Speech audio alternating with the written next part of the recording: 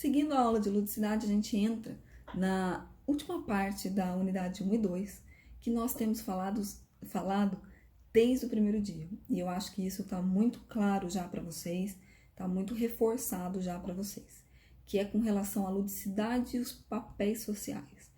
Por que a gente tem uma aula só para isso? Porque isso é tão importante que a gente precisa discutir isso quase a exaustão. Precisa ficar muito claro para vocês a importância do brincar e da ludicidade na representatividade dos papéis sociais.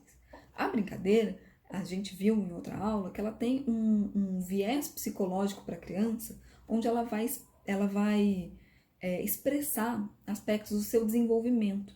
E quando eu falo de desenvolvimento, eu não estou falando só cognitivo. Então, ela vai expressar no brincar aspectos do seu desenvolvimento social, cognitivo, afetivo e cultural. Então, isso nós falamos na aula passada, ela vai trazer aspectos da cultura, da sociedade, do que ela aprendeu, do que ela tem de emoção dentro dela. Então, a brincadeira é muito representativa para uma criança. Quando ela usa um personagem, muitas vezes ela pode transpor para aquele personagem coisas pessoais dela, emoções pessoais dela, questões sociais dela, e ela também passa a usar aquele personagem para entender as regras e os componentes culturais e sociais do ambiente em que ela está inserida. Então, aquele brincar vai ser um momento de representatividade, porque ela vai transpor as situações que ela vive para lá, para que ela mesma consiga entender como as coisas funcionam, por que o pai tem esse papel, por que a mãe dentro da casa dela tem esse papel, numa família onde tem pai e mãe, quando não tem, por que a mãe representa aquele papel em particular. Então, tudo isso é muito importante. O próprio Vygotsky, que a gente discutiu, conversou rapidinho em uma das aulas, ele coloca a importância desse faz de conta para a criança. Por quê? O faz de conta, ele vai criar para a criança um aspecto imaginário, onde ela vai imitar e entender as regras do ambiente em que ela está inserida. Então, essa representação do brincar, essa representação lúdica, faz com que ela assuma papéis, que ela represente papéis que são reflexo das relações que ela observa do mundo adulto. Então, ela vê o pai, ela vê a mãe, ela vê a tia, ela vê a professora na escola, ela vê os avós, ela vê os colegas, e ela, em determinadas situações, ela transpõe isso para a brincadeira. E ali ela aprende a regra. Por que eu não posso bater no meu colega? Por que eu não posso pegar um objeto sem que alguém me peça? Eu tô com raiva de uma situação, eu vou lá e brinco, expressando aquilo, um personagem com outro. Então, eu consigo lidar com todas essas situações, inclusive aspectos morais do desenvolvimento dessa criança. O que dentro da sociedade em que ela está inserida, o papel que uma mulher exerce, ou que um homem exerce, ou o papel que o pai exerce, o papel que a mãe exerce. Nós até discutimos isso em sala de aula, quando vocês perguntaram sobre ela brincar e trazer aspectos psicológicos mais sérios, né? Tipo, de abuso ou de violência. Sim, isso acontece.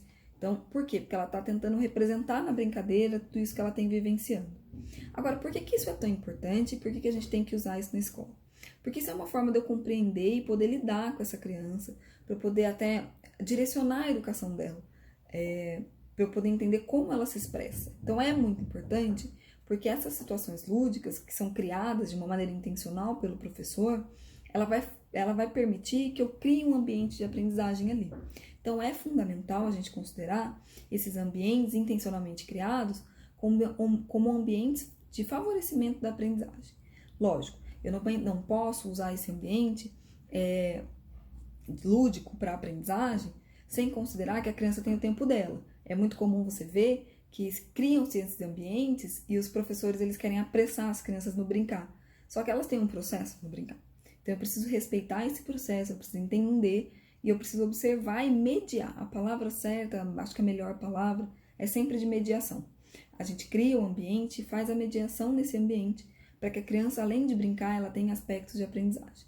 Então eu reforço o que eu já disse em outra aula, a importância do brincar. O pai às vezes não reconhece, o professor às vezes apressa, mas a criança aprende brincando. Para ela, o brincar está muito relacionado ao momento de desenvolvimento. E não só desenvolvimento cognitivo, de aprendizagem cognitiva, mas também de aprendizagem sociocultural, emocional, afetiva. Então, dela como um ser humano, como um indivíduo, né? Então, é extremamente importante que a gente elabore, que a gente crie e que a gente medie essas situações do brincar.